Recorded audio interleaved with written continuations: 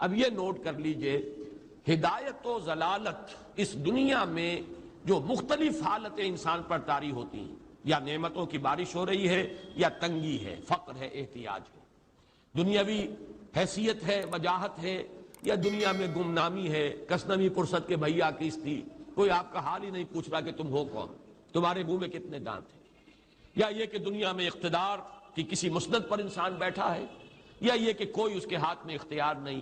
یہ تمام جو حالات انسان پر طاری ہوتے ہیں، ان کے جواب میں جو طرز عمل فکری اعتبار سے اور عملاً انسان اختیار کرتا ہے، اس کے 4 درجے ہیں. پہلا درجہ ہے انتہائی گمراہی، ضل ضلالا بعیدا. وہ کیا ہے؟ اگر عزت ہوئی، نعمتیں ملی، فلاں دیوی یا دیوتا کی نگاہ کرم ہے، اس کی کرپا سے یہ ہو گیا. اور اگر کوئی تکلیف آ گئی، مصیبت آ گئی، معلوم ہوتا ہے کہ فلاں دیوی یا دیوتا ہم سے ناراض ہو گیا، یہ کالی دیوی کی طرف سے کوئی مصیبت آ گئی ہے، یا یہ کہ یہ لکشمی دیوی کی نگاہ کرم ہے کہ ہمیں دولت مل گئی ہے. یہ تو ہے شرک. شرک ہونے کے اعتبار سے یہ ہے ضل ضلالا بعیدا، انتہائی پستی. اس پستی سے اوپر آئیں گے تو توحید کی پہلی منزل ہے. عزت دی اللہ نے دی، اگر کوئی تنگی آ گئی، فقر، تکلیف، کوئی ذلت، رسوائی، یہ بھی اللہ کی طرف سے. ایک اعتبار سے تو انسان ہدایت پر آ گیا. بڑی گہرائی تھی اس گندگی کی اور اس خباثت کی جو شرک جس کا نام ہے، اس سے انسان نکل آیا، نجاست سے.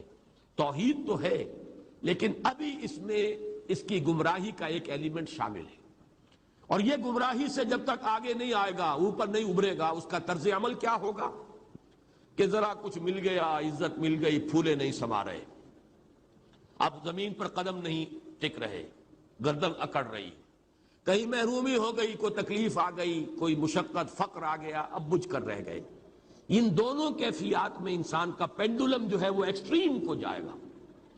یہ کب ہوگا؟ جبکہ انسان یہ سمجھتا ہے کہ اس دنیا میں جو دولت مل گئی یا عزت مل گئی تو یہ گویا کہ بڑی کوئی قابل فخر شے ہے، اور اگر یہاں پر کوئی تکلیف آ گئی، کوئی مصیبت آ گئی، فقر و فاقہ آ گیا تو یہ گویا کہ بہت ہی اہانت آمیز شے ہے.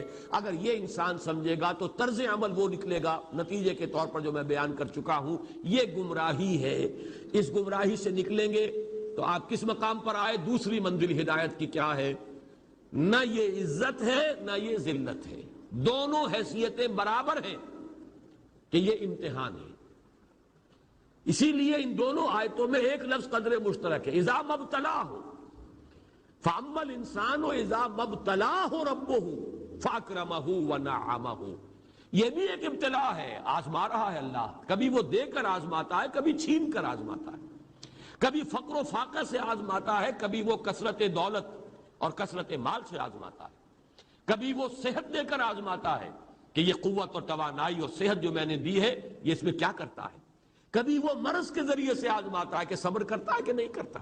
ہمارے لیے شکوہ اور شکایت تو اس کی زبان پر نہیں آ جاتی، نالا اور شیون تو نہیں آ جاتا.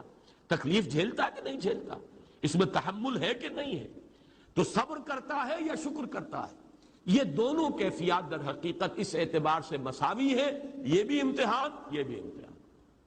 یہ حقیقت جب سامنے ہوگی اب وہ پینڈولم جو ہے وہ بہت کم ہو جائے گا. یعنی انسان میں طبعی طور پر تو ایک اثر ہوتا ہے غیر اختیاری.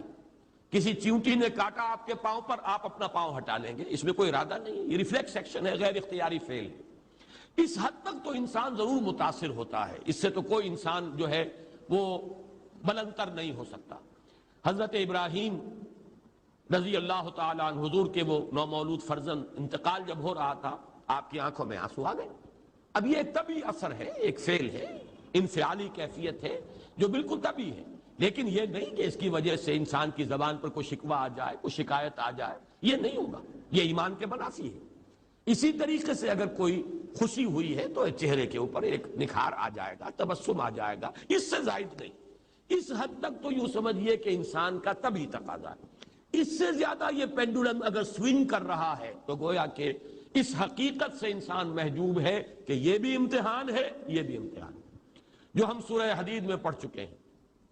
ما اصاب من مصیبت فی الارض ولا فی انفسکم الا فی کتاب من قبل ان نبراہا ان ذلک علی اللہ یسیر لکی لا تعصوا علی ما فاتکم ولا تفرحوا بما آتاکم۔ اللہ تمہیں کچھ دے تو اتراؤ مت، اللہ تم سے کچھ چھین لے تو اس کے اوپر افسوس مت کرو۔ یہ نتیجہ ایمان کا نکلنا چاہیے۔ اگر تمہیں ایمان ہے اللہ پر، اگر تمہیں یقین ہے کہ جو کچھ ہوا ہے اللہ کے اذن کے بغیر نہیں ہوا، اگر تمہیں یقین ہے کہ اللہ نے جو میرے لیے طے کیا ہے اس میں میرے لیے خیر ہی ہے، چاہے فی الحال فی الوقت فوری طور پر مجھے ناگوار محسوس ہو رہی ہے بات، لیکن یقیناً میرے لیے اس میں خیر ہے میرے رب کی طرف سے، کہ ہر چہ ساقی ما ریخت عین الطاف است۔ ہم تو شارٹ سائٹڈ ہیں، ہم دیکھ نہیں سکتے کسی شے کو، ہم اس کے ظاہر کو دیکھ کر گھبرا اٹھتے ہیں کہ یہ تو تکلیف آ گئی، کیا پتا اسی کے پردے میں اللہ کی رحمت آ رہی ہے۔ میں نے وہ رئیس امروہوی کے اشعار آپ کو کئی دفعہ سنائے ہیں۔ وہ وقت آیا کہ ہم کو قدرت ہماری سعی و عمل کا پھل دے، بتا رہی ہے یہ ظلمت شب کہ صبح نزدیک آ رہی ہے، ابھی ہے کچھ امتحان باقی فلاکتوں کے نشان باقی، قدم نہ پیچھے ہٹے کہ قسمت ابھی ہمیں آزما رہی ہے۔ رئیس اہل نظر سے کہہ دو کہ آزمائش سے جی نہ ہارے، جسے سمجھتے ہو آزمائش وہی تو بگڑی بنا رہی ہے۔ اسی آزمائش سے تو بگڑی بنے گی، اسی سے تو تمہارا خیر جو ہے اجاگر ہوگا، سامنے آئے گا، پتہ چلے گا who's who, what is what۔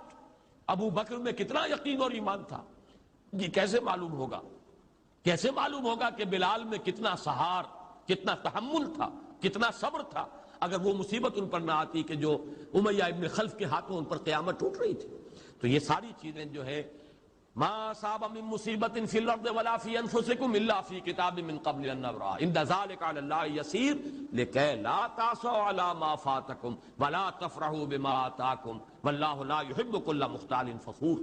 اگر اس حقیقت سے محجوب ہو جاؤ گے تو پھر اختیال اور فخر اور گھمنڈ پیدا ہو جائے گا تمہارے اندر، یا دوسری طرف مایوسی، کمر ہمت ٹوٹ کر رہ جائے گی، خودکشی کرنے کو انسان آمادہ ہو جاتا ہے، ذرا کوئی ناکامی دنیا میں آ گئی، کوئی تکلیف آ گئی۔ یہ ہے در حقیقت تیسری منزل، ہدایت کی دوسری سیڑھی۔ پہلا کیا تھا؟ نہایت ضل ضلالا بعیدا، کوئی خیر مل گیا تو کسی دیوی کی نگاہ کرم، کوئی تکلیف آ گئی تو کسی دیوتا کی ناراضی، یہ تو ہے ضل ضلالا بعیدا۔ اس سے اوپر آئے، یہ پہلی سیڑھی ہدایت کی ہے۔ عزت ہے تو اللہ کی طرف سے، اور اگر کوئی ذلت ہے، تنگی ہے تو اللہ کی طرف سے، یہ ہدایت کا آغاز ہو گیا، یہ توحید کی بنیادی منزل ہے۔ اس سے اگلی منزل، یہاں کی ذلت ذلت نہیں، یہاں کی عزت عزت نہیں۔ ذالک یوم التغابن، ہار اور جیت کے فیصلے کا دن تو قیامت کا دن ہے، وہاں معلوم ہوگا جس کو اس روز عزت ملی وہ عزت والا ہے، جو اس روز ذلیل ہو گیا وہ ذلت والا ہے۔ یہ تو امتحان ہے، دار الامتحان ہے، خلق الموت والحیات لیبلوکم ایکم احسن عملا، یہ تو دار الامتحان ہے، امتحان ہونے کے ناطے دونوں برابر ہیں۔ اس سے اوپر ہے ایک چوتھی منزل، ہدایت کی تیسری منزل۔ وہ کیا ہے؟ عام طور پر انسان یہ سمجھتا ہے کہ یہ جو آزمائش ہے تنگی کی اور فقر و فاقہ کی، یہ سخت تر آزمائش ہے، اور نعمتوں کی بارش ہو تو یہ آسان آزمائش ہے۔ یہ بھی ابھی گمراہی کا ایک پرت جو ہے اس کی باقی ہے۔ ابھی ہدایت کا جو کامل جو ہوگا انکشاف، وہ کب ہوگا؟ جب انسان اس حقیقت کو جان لے کہ جہاں وسعت ہو، جہاں کثرت ہو، وہ زیادہ بڑا امتحان ہے، سخت امتحان ہے، بجائے اس کے کہ اگر قلت ہے، کمی ہے، یہ کم تر امتحان ہے، یہ کم بھاری امتحان ہے۔ کیوں؟ کہ اگر آپ کے پاس کثرت ہے، آپ کے اندر غفلت پیدا ہو جائے گی، کثرت کا لازمی نتیجہ غفلت ہے، اور اگر قلت ہے، بمشکل گزارا ہو رہا ہے، تو اللہ یاد رہے گا، راتوں کو گڑ گڑائیں گے۔ آسائش میں اللہ کو بھول جانا زیادہ ممکن ہے بلکہ متوقع ہے، اور تکلیف میں اللہ کا یاد آنا زیادہ متوقع ہے۔ اس میں انسان فریاد کرتا ہے، اللہ سے دعا کرتا ہے، تو کون سی چیز نتیجے کے اعتبار سے بہتر ہوئی؟ معلوم ہوا یہ امتحان جسے آپ ہلکا سمجھ رہے ہیں یہ سخت تر ہے۔ اگر اصل کامیابی قیامت کی اور آخرت کی ہے تو یہ امتحان زیادہ سخت ہے بنسبت اس امتحان کی، اگرچہ اس امتحان کی بھی ایک آخری شکل ہے جس کے بارے میں حضور نے فرمایا کاد الفقر ان یکون کفرا، لیکن عام حالات میں یہ سمجھ لینا چاہیے کہ یہ بھی امتحان، یہ بھی امتحان۔ لیکن اگر تنگی ہے، اس کے لیے بھی حدیث بڑی پیاری ہے، حضور نے فرمایا ما قل و کفا خیر مما کثر و الہا، اگر کم ہو لیکن کفایت کر جائے، ضرورت پوری ہو گئی، پیٹ کو جتنا درکار تھا جسم اور جان کا رشتہ برقرار رکھنے کے لیے اتنا مل گیا، نہیں کوئی کئی کورسز کے ڈنر کھائے ہیں، نہیں کوئی اس کے اندر جو ہے لذت ہے، لیکن یہ کہ بنیادی ضرورت پوری ہو گئی، کسی کے سامنے ہاتھ نہیں پھیلانا پڑا، کسی کے سامنے عزت نفس کو ہتھیلی پر رکھ کر پیش نہیں کرنا پڑا، ما قل و کفا، جو کم ہے لیکن کافی ہے، خیر وہ کہیں بہتر ہے اس سے، مما کثر والہا، جو ہو تو بہت لیکن اس سے غفلت طاری ہو جائے۔ الہاکم التکاثر، یہ تکاثر تو انسان کو غفلت کے اندر مبتلا کر دینے والی شے ہے۔ یہ ہے اصل میں کہ جس کے لیے تاریخی اعتبار سے نوٹ کر لیجئے واقعہ امام احمد ابن حنبل رحمہ اللہ، ان کی تاریخ کا، ان کی زندگی کا یہ واقعہ بہت ہی سبق آموز ہے۔ خلق قرآن کے مسئلے پر جب خلافت بنی عباس کے دوران ان پر تشدد ہو رہا تھا، مارا جا رہا تھا، جیل میں تعذیب، پرسیکیوشن، وہ مار ماری جا رہی تھی جس کے بارے میں آتا ہے کہ اگر ہاتھی کو بھی وہ مار ماری جاتی تو وہ بھی بلبلا اٹھتا۔ اس وقت کبھی ان کی آنکھوں میں آنسو نہیں آئے، ایک صبر اور ثبات اور استقلال کا پہاڑ کھڑا جھیل رہا۔ پھر وہ حکومت تبدیل ہو گئی، اب وہ جو خلیفہ وقت ہیں وہ خود اس مسئلے میں ان کے ہم خیال ہیں، اب انہیں جیل سے تو نکال دیا گیا۔ اس کے بعد یہ کہ ایک وقت آتا ہے کہ دارالخلافہ سے اشرفیوں کی ایک تھیلی لے کر ایک شخص آتا ہے کہ یہ خلیفہ نے آپ کو ہدیہ بھیجا ہے، نذرانہ ہے، اس پر رو پڑے اور یہ عرض کیا بارگاہ خداوندی میں، پروردگار میں اس آزمائش کے قابل نہیں ہوں، یہ آزمائش کہیں سخت ہے، یہ سنہری آزمائش، وہ پہلی آزمائش، اس کو ریزسٹ کرنا جو ہے، ٹیمپٹیشن کو ریزسٹ کرنا، یہ کہیں مشکل ہے اس پرسیکیوشن اور اس تشدد کو برداشت کرنے سے۔ تو یہ خاص طور پر یہ نمایاں نشان ذہن میں رکھیے۔ تو ان آیات میں کہ جو نہایت اہم ہے یہ دو آیتیں قرآن مجید کی، بظاہر سوال آتا ہے کہ اس میں حرج کی کون سی بات ہے؟ اللہ تعالیٰ معز ہے، اللہ تعالیٰ مذل ہے، تعز من تشاء وتذل من تشاء بیدک الخیر، یہ سورہ آل عمران میں آیت آئی کہ نہیں آئی؟ لیکن یہ کہ اصل میں یہ چار درجے ذہن میں رہنے چاہیے۔